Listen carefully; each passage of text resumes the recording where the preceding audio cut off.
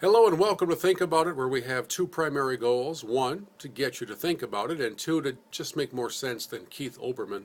It was a few years ago in Detroit when one of the leading television stations decided to launch a new promotion where they would award a viewer $1,000 each time their meteorologist was off in his predictions of temperature by more than 5 degrees.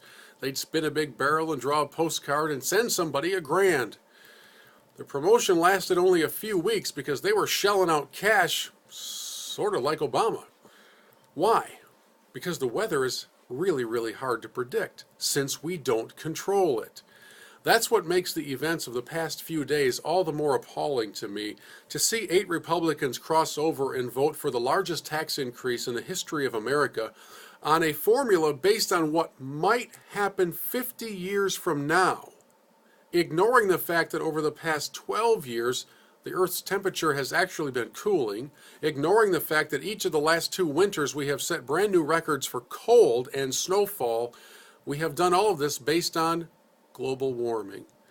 I know the Botox injections have likely rendered Speaker Pelosi's mental capacities near nil, but you have to admit she's good at something, because somehow she's convincing people who otherwise are, I guess, semi-literate to vote for things that will harm this country greatly.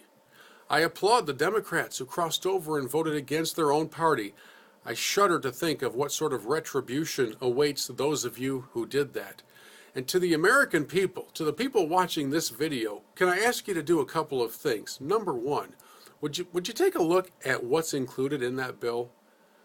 I think it's safe to say even the Senate will not pass this debacle of legislation.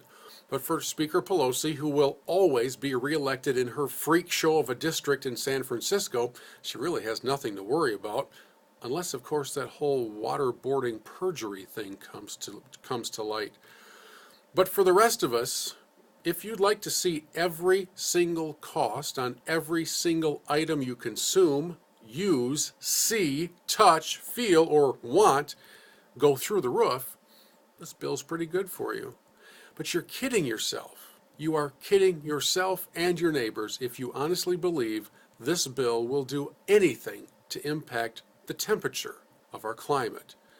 Might I remind you of a particular passage in Scripture, Genesis 1:1. In the beginning, God created the heavens and the earth.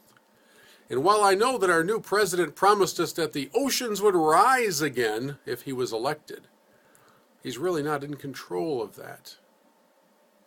So let's stop pretending as if he is. Because while the Iranians fight to have their voices heard, we seem to be handing ours over without the least bit of struggle. And look where it's taking us. Healthcare up next. It can only get better in the hands of Pelosi and Obama. Think about it.